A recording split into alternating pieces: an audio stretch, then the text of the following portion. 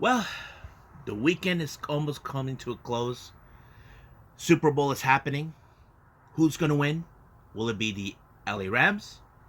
The Cincinnati Bengals? Well, I'll tell you who I want to win.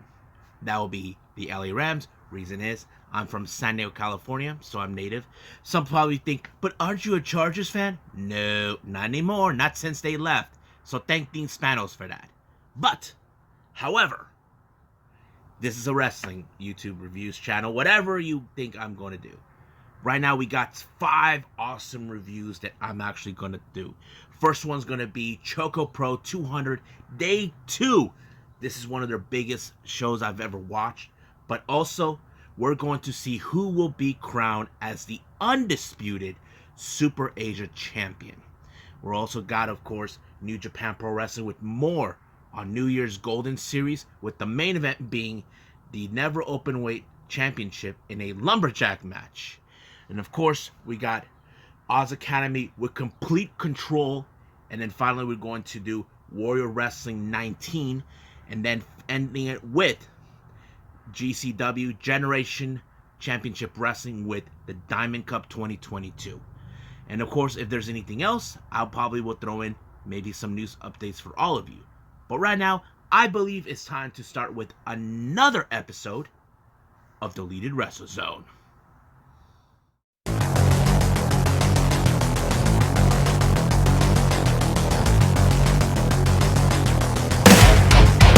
Are you ready? Get up, get up! Get up, get up! Get up, get up! Get up, get up! Get up, get up! Get up, get up!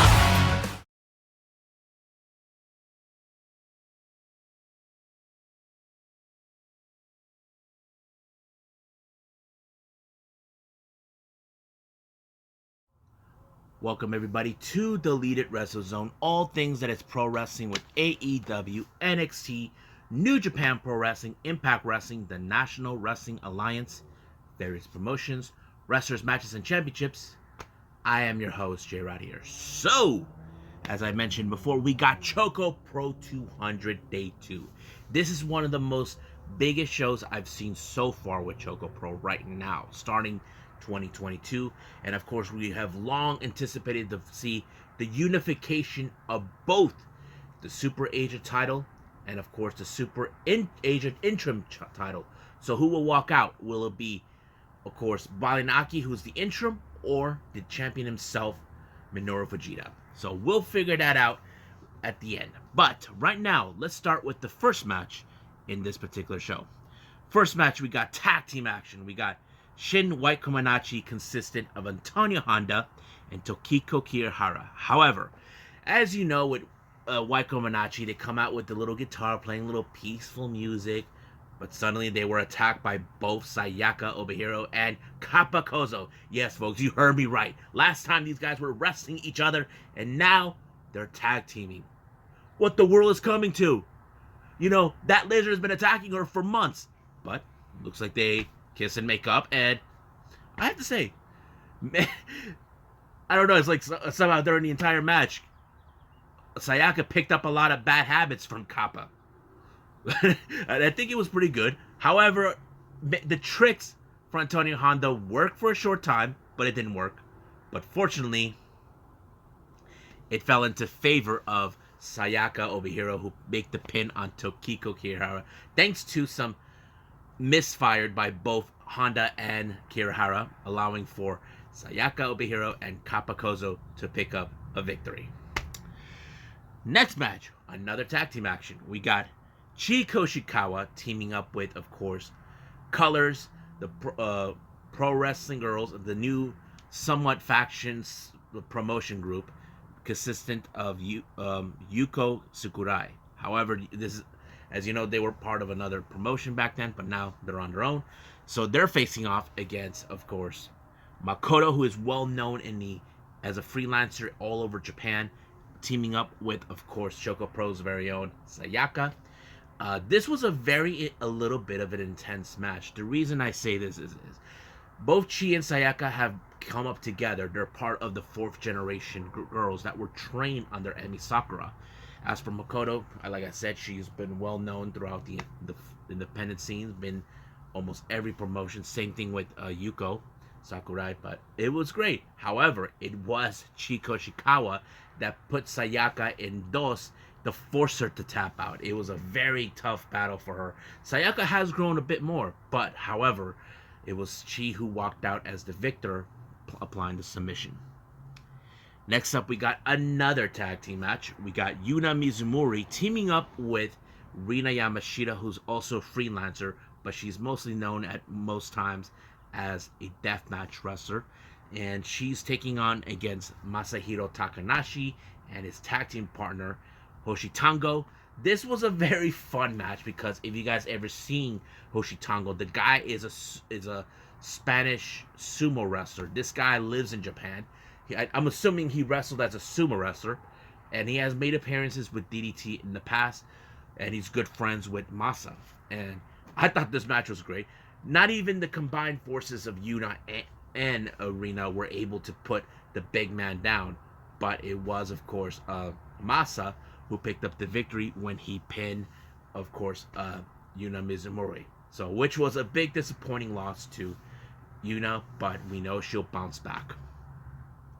Next up, the special match that was set by none other than Emi Sakura all the way here in the United States. This match was already set on the season finale of ChocoPro from episode 198. This one is Mei Shiruga taking on Big Kaiju Shoko Nakajima. Yes, folks, no, the same Shoko Nakajima from Tokyo Yoshi Pro Wrestling. So this was a very surprising thing to hear.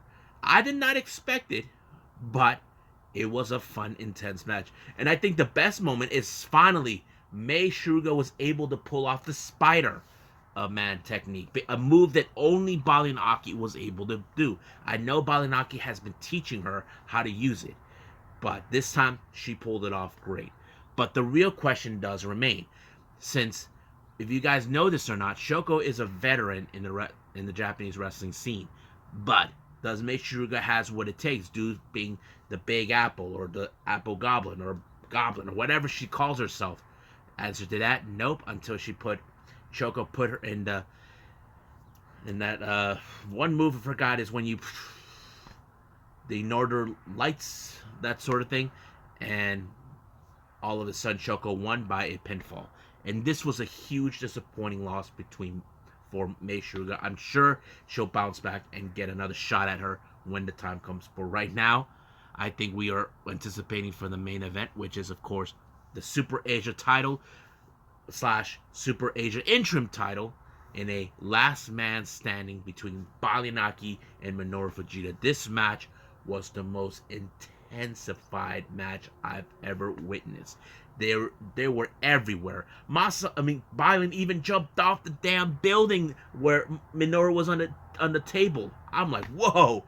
I never seen Balin this way. Now he was more determined to win that title back to ChocoPro, because the reason is this: he's been with ChocoPro for a long time, and Emi Sakura has welcomed him with open arms. And Minoru Fujita, who's not a constant regular of the show, Balinaki has been regular since the pandemic, and he was determined to bring that title home where it belongs. And fortunately, he did. He became the last man standing and gained the title itself. So he is now the undisputed Super Asia champion, and he brought the title home. Now, as for the Jonkin tournament, this is the biggest one I've ever witnessed, because normally they tried whatever wrestlers they got, including there was still some people that were not there, like Saruyi wasn't there. Who else? Chonchuda wasn't there, but there were those who were there, and it was great. It was a lot of fun, but I did not expect.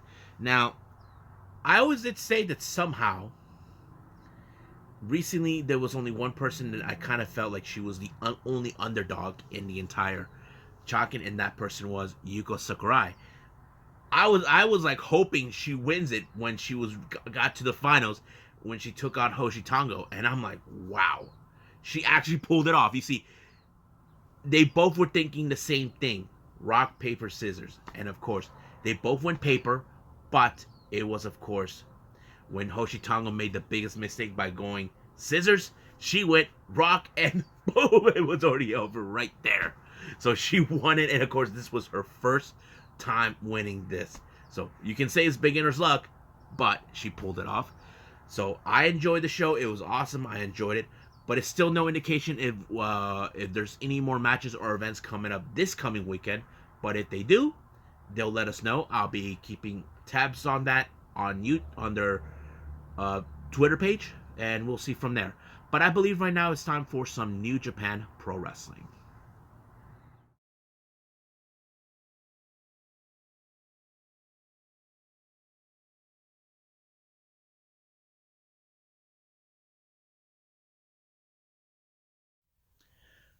Okie dokie, so we got day 10 of New Japan Pro Wrestling's New Year's Golden Series.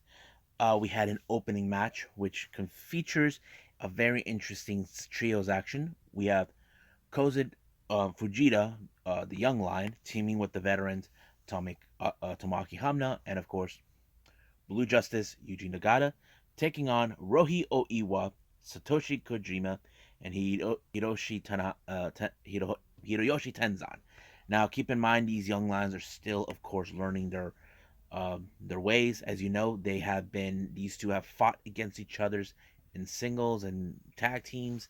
They've been in everything. But the real question is which one of them in the veteran side will win. As you know, as I said, Fujita's with Hamna and Nagata, and Oiwa is with Kojima and Tenzan.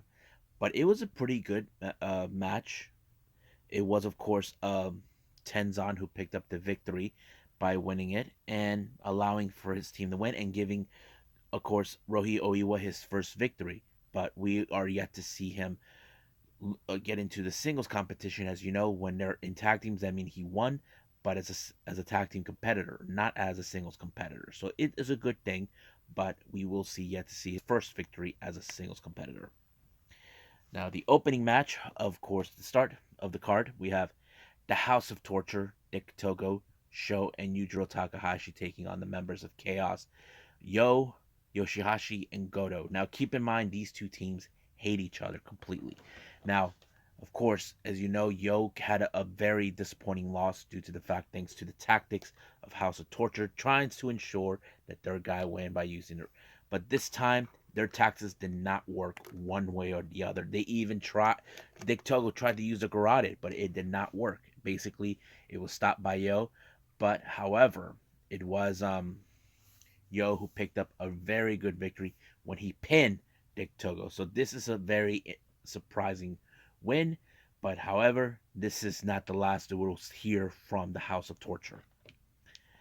Next up, we got Great Khan once again taking the stage, taking on Togi Makabe. Now, this was also another interesting match. Recently, he has been competing against the Young Lions, but he always come on top.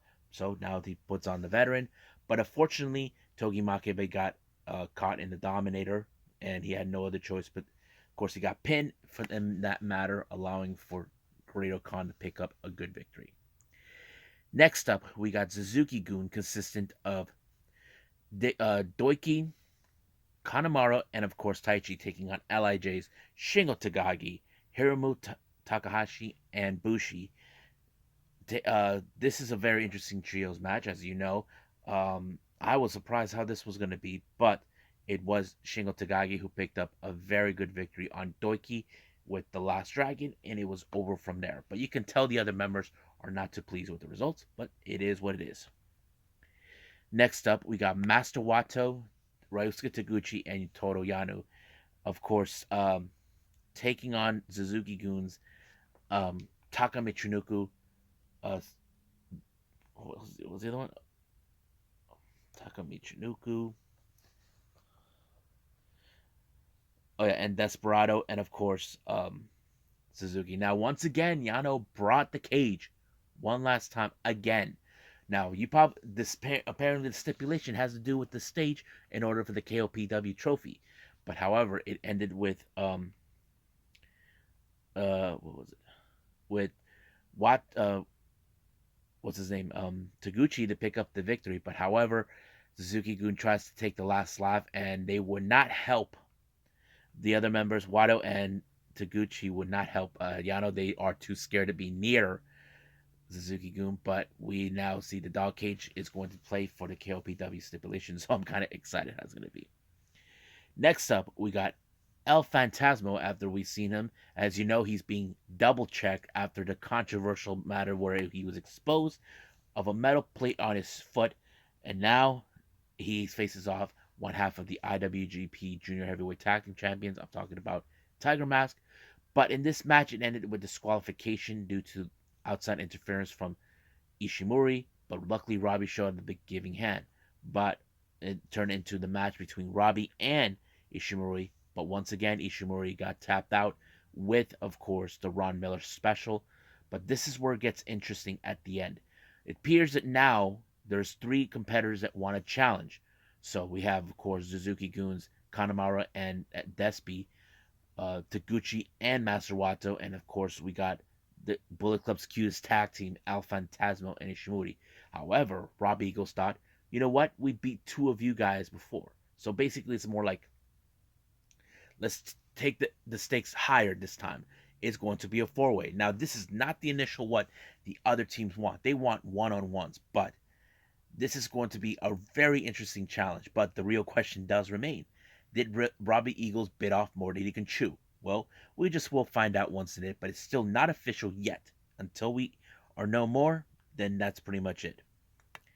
Now, our next match is a championship match. We have the never openweight title in a lumberjack match between Tomohiro Ishii and Chaos are the lumberjacks, and of course we got Evil along with House of Torture. That you know how this works. They're not gonna toss the guys back. They're just gonna beat the crap out of them. That's how it's always been with these teams. They hate each other till the full extent.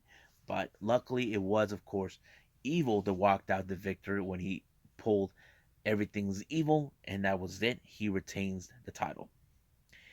Next up, we got LIJ's Sanada and Tetsuya Naito taking on Hiroshi Tanahashi, who is the current IWGP United States Champion, and teaming with, of course, Kaguchika Okada, the current IWGP World Heavyweight Champion. This is very good. But however, as you know, these two teams know they have everything to gain in order to do this. But however, Naito was the one who pulled off this Destino onto Tanahashi, giving a clear message to Okada that I'm coming for your title. And of course, Sanada is coming for Tanahashi's title. So I'm excited what's going to take place. Hopefully the matches that we will see down in the future. I just hopefully will keep a prize on this one, where it's going to go. But the next one we got right now, it's Oz Academy Complete Control.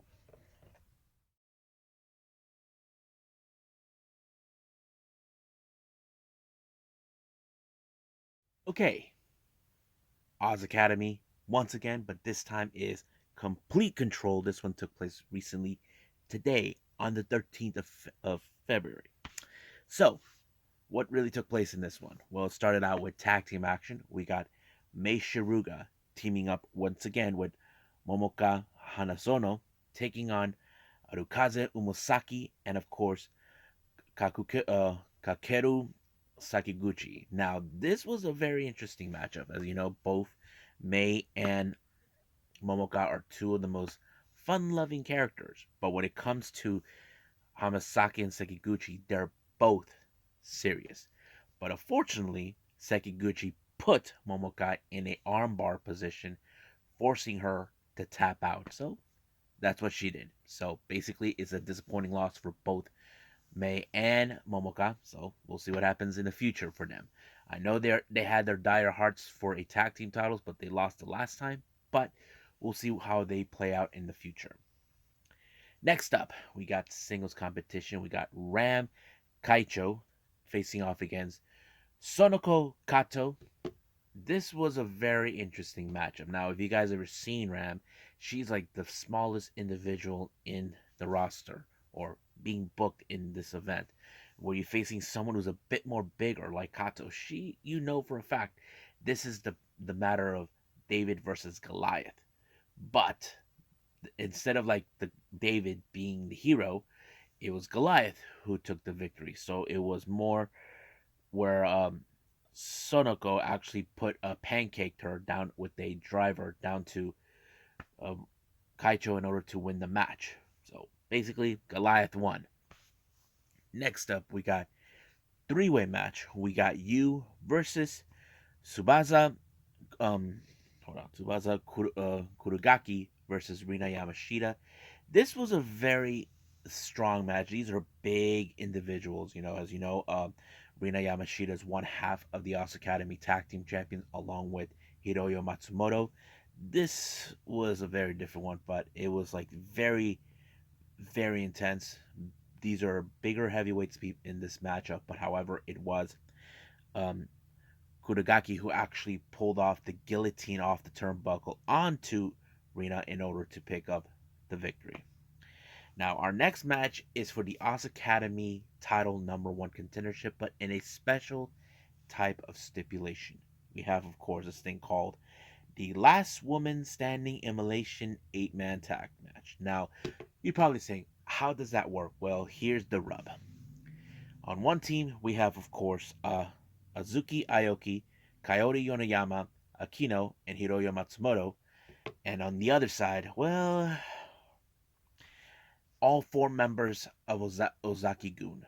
So you have, of course, Sayone Inouye, Yumi Oka, Mayumi Ozaki, and of course the openweight champion herself, Maya Yukihige. And so basically, you know how that rules. If she wins, basically she can pick her next opponent. But as you know, the bigger threat in this particular match for it's more like a tag match, but sooner it's not going to be turn one.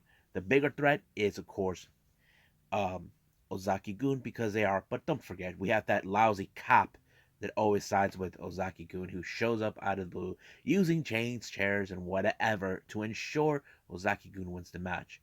But however, it was Azuki Aoki who pinned um, Mayu Yukiki out, so she was the first to go. And then Coyote's Yoniyama pinned Yumi Oka, so that's one half of the Ozaki-gun faction out. But fortunately, Sayuri Inouye pinned Yomiyama out of this match, and then she does it again with Aoki. So basically, you only have the other half to contend with. It was a pretty good one. Akino pinned Sayuri, so that leaves what's her name, Mayumi in the fold. But however, the cop messed up once again. He tried to get involved, but Mayumi accidentally hit the cop. Fortunately, she got pinned by, of course, Akino, but later in the end, it became Akino versus Matsumoto, and it was a pretty intense match. But this one is how it goes: the last person standing. If they do a pinfall, they got the count of 10 to get up. If they don't get up, well, the match is over. But fortunately, it was Akino that won the match. But that does not end there. In post match, of course, we have Mayumi Ozaki and Sayuri Inouye, both of uh, Ozaki-gun, demanding a challenge for the Oz Academy Tag Team titles. Basically, as you know, as mentioned, Hiroyo Matsumoto is one half of the Oz Academy Tag Champions um, with Rina Yamashita, but you know for a fact they're going to accept the challenge regardless. But the real question is, can Uzuki-gun obtain the title and control the entire promotion? Well, we'll see what happens. But also, we cannot forget, Akino won this match. That means she's the #1 contender. So she may have to face against the person that beat her for the title. And I'm talking about Maya Yukihiki. So we'll see what happens. Hopefully, we do get another Oz Academy show. And I would love to see this one too. So if you guys want to know, yes, I've been following the Oz Academy for quite some time. So I like the show, but right now this is done. So let's move on to the next review. I believe we have Warrior Wrestling 19.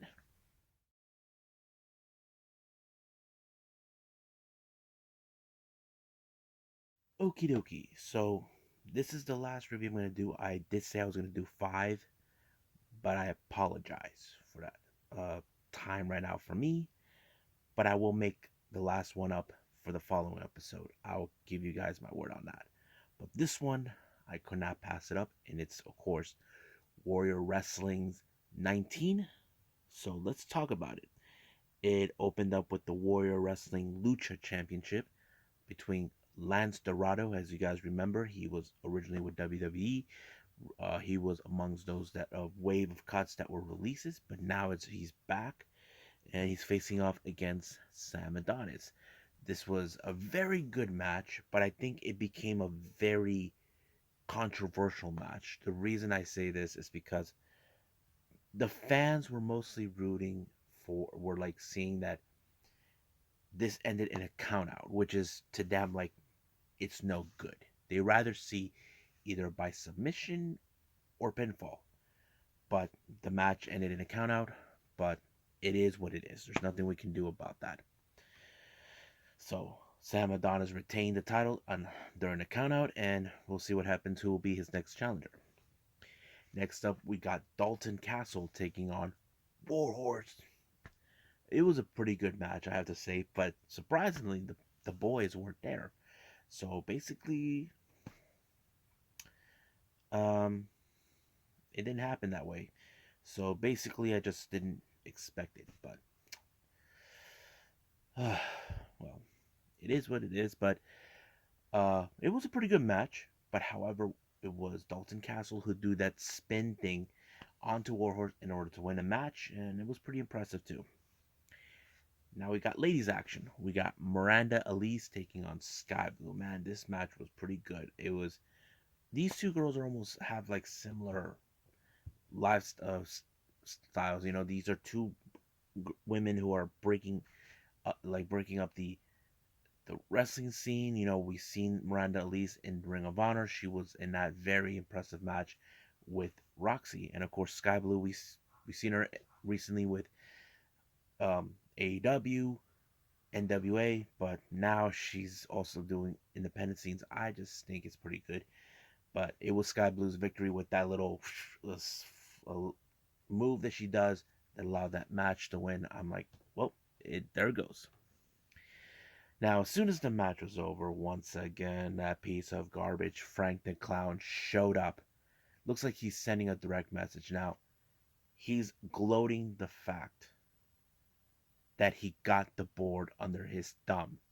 Basically, the board had no other choice but to give in to his demand. And the one thing that Frank the Clown wants is, of course, is the Warrior Wrestling Championship.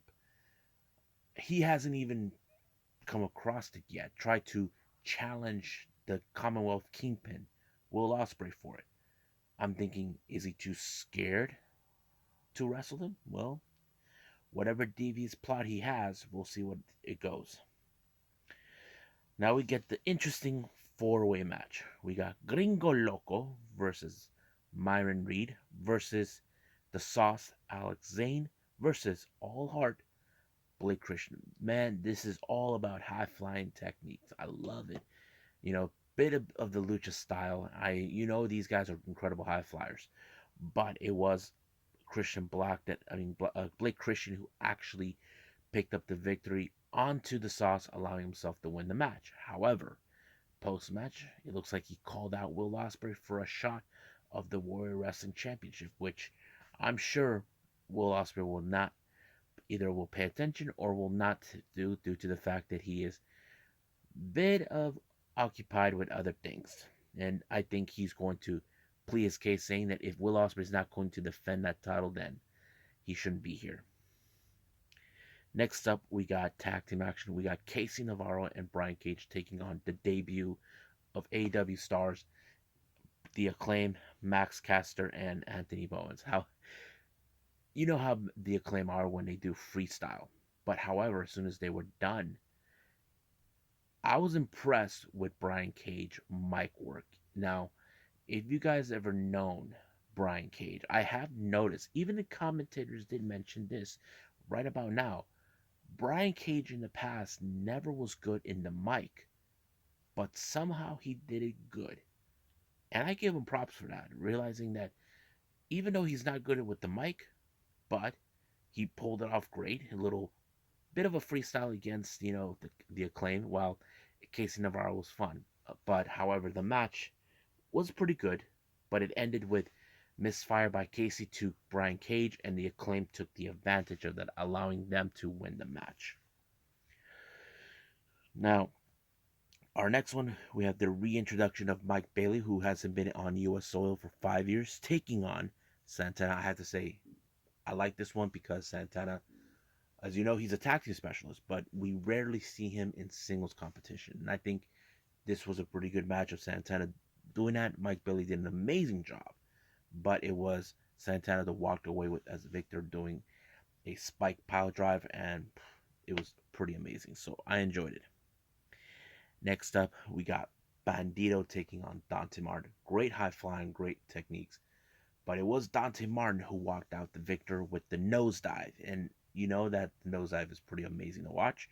And of course, Bandito gained respect from Dante Martin, knowing that he is possibly one of the future high flyers in the business. As you guys know, he is an incredible wrestler. So probably Bandito praises him. Now, the ROH World Tag Team titles are on the line. We got the Workhorsemen, consistent of Anthony Henry, formerly known as Asher Hale, taking on JD Drake, the blue collar brawler, taking on Damn Boys, Mark and Jay Briscoe. And you know how the Briscoes are. These guys are always looking for a fight. You guys know how it is. These guys, they don't back down. They bring the fight. But it was, of course, the pot like Death Valley driver that allowed for the Briscoes to pick up the victory and retain the titles. So I'm pretty much satisfied with that. Now our next match, we have the women's championship on the line. We have Athena, formerly known as Ember Moon, taking on Thunder Rosa. Now, if you guys saw what happened, somebody was being rude to these women. They were treating them like trash, and all of that was happening. But the match in a how do I say um time limit draw went up to 30 minutes. Now, this is rare that we see this in here in the country. We normally see that in the US mostly. I mean in Japan. Like they treat it like it's not a big deal. But here it's like we don't want to see those. But it did. And of course Thunder Rosa addressed about the incident. But not all information has been revealed about that, but we'll see where they're gonna go. I think that's pretty much it. I think we should call it a day. Well, I hope everybody enjoyed this episode. Before I move on, I apologize for saying I was gonna do five. Reason is certain things once again did not go according to plan. For me, it's a little bit frustrating, but there's nothing I can do about it. So, the one I did not do that I was supposed to do was, of course, Generation Championship Wrestling for the Diamond Cup. That will be in the next episode. I will give you guys my word on that one. So, I'll see what I can do. But I will throw in for the next episode AEW Dark Elevation. And of course, two past events, one by Stardom and of course DDT. For the Stardom is the finals of the Goddesses Tag League, which of course things got a little really interesting during that time. So I'll catch you guys up from what I'm referring to when we get those. And DDT is going to be the Nevermind in Yoyogi, which features an interesting six-man tag team match. We have the King, Minoru Suzuki, teaming up with the Ito Army Respect. You'll be like, what? Yeah, I'll explain about that too. But for right now, I'll see you guys in the next DWZ time. Same DWZ channel. I must bid all of you adieu. So, goodbye. Mwah. And have a nice day.